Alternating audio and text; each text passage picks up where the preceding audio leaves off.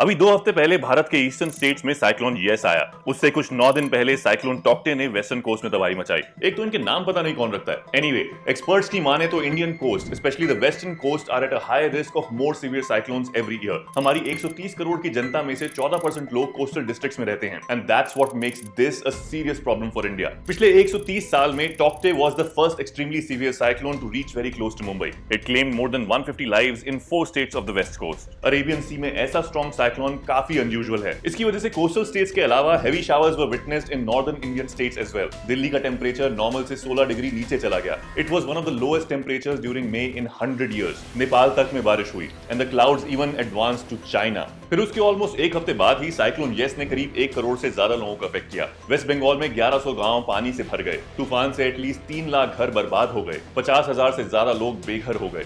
वहीं ओडिशा के करीब 120 गांव में तेज बारिश हुई और समुद्र का पानी भर गया। दोनों स्टेट्स में मिलाकर 20 लाख से ज्यादा लोगों को इवैक्यूएट किया गया। एग्जैक्टली 1 साल पहले इसी एरिया में साइक्लोन अम्फान ने तबाही मचाई थी। 128 people died that time. 1 lakh crore रुपए की प्रॉपर्टी तबाह हुई थी। अभी के इन साइक्लोन्स का कॉस्ट एस्टिमेट आने वाले टाइम में पता चलेगा। वेल, ऐसा नहीं है कि पहले साइक्लोन्स नहीं आते थे। 1970 से इंडिया ने 170 साइक्लोन स्टॉर्म्स देखे हैं, which is 4th highest in the world. और 1891 से 2017 के बीच हर साल एवरेज 5 साइक्लोन्स आते रहे हैं। 4 of them on eastern coast in the bay of Bengal and one on the western coast over the Arabian Sea. But अभी the frequency of cyclone formation has increased और उसका कारण है rapid heating of Indian Ocean. Cyclone basically एक circular shape का तूफान होता है जिसमें हवा तेज स्पीड पर अंदर की तरफ घूम रही होती है। This usually happens in the warmer than usual pockets of ocean water. We've all read in school की गर्म हवा हमेशा ऊपर की तरफ जाती है। तो जब सी का सरफेस टेम्परेचर 28 डिग्री सेल्सियस या उससे ऊपर होता है तो सरफेस पर warm moist air starts rising upwards. इससे नीचे एक लो एयर प्रेशर क्रिएट हो जाता है। अब साइक्लोन के आसपास की हवा जो नॉर्मल प्रेशर में है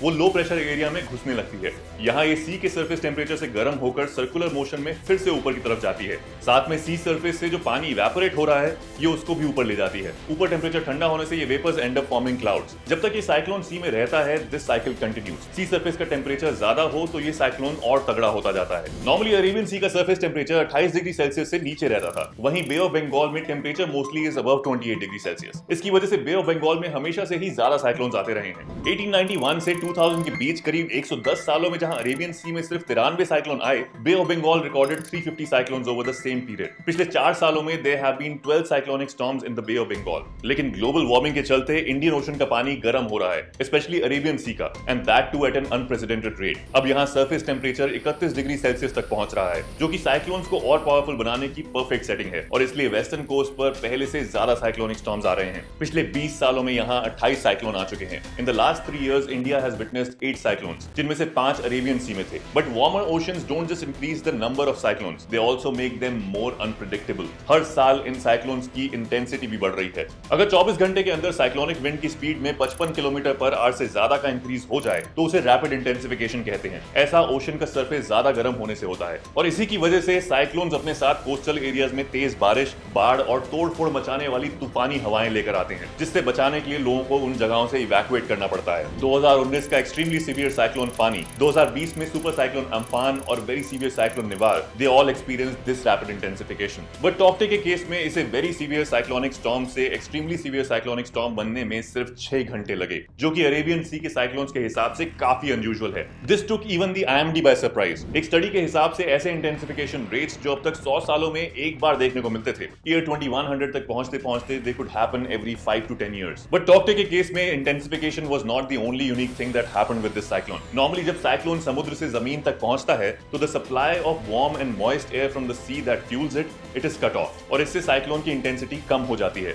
IMD ने टॉक्टे के लिए भी यही प्रेडिक्ट किया था कि लैंडफॉल के बाद ये एक्सट्रीमली सीवियर साइक्लोन से वेरी सीवियर में बदल जाएगा, लेकिन इस केस में ऐसा नहीं हुआ। साइक्लोन टॉक्टे की विंड स्पीड लैंडफॉल के 17-18 घंटों बाद तक भी कम नहीं हुई, and it reached Gujarat with those high wind speeds. Such an event happening on the Gujarat coast is very rare. Unusually warm ocean तो इसका कारण था ही, बट इसके अलावा पड़ोस के ईरान, अफगानिस्तान और पाकिस्तान में बहुत ज्यादा गर्मी होने की वजह से भी ऐसा हुआ। खैर, all this makes our coast very vulnerable, specially the west coast, जहां ईस्ट कोस्ट के कंपैरिजन में काफी ज्यादा डेंसली पॉपुलेटेड पॉकेट्स हैं, which makes evacuation and relief work even more challenging in these areas. Rapid intensification की वजह से cyclones इतने जल्दी सीवियर हो रहे हैं कि अभी के फोरकास्टिंग मॉडल्स उसे प्रेडिक्ट नहीं कर सकते, giving less time to us and the authorities to be better prepared. और हर साल इतनी जनता को इवैक्यूएट करना वो वैसे भी लॉन्ग टर्म सॉल्यूशन तो नहीं ही हो सकता। क्लाइमेट प्रेडिक्शंस के हिसाब से Arabian sea will continue to warm at a faster rate than what we have seen before, और इसकी वजह से आने वाले सालों में और भी ज्यादा एक्सट्रीमली सीवियर साइक्लोन्स देखने को मिलेंगे। And not just the coastal areas, in cyclones की वजह से बाकी जगहों पर भी असर पड़ेगा। इनफैक्ट ऑलरेडी पड़ रहा है। Excessive snowfall in Himalayas, crops getting destroyed, cloud burst in Uttarakhand,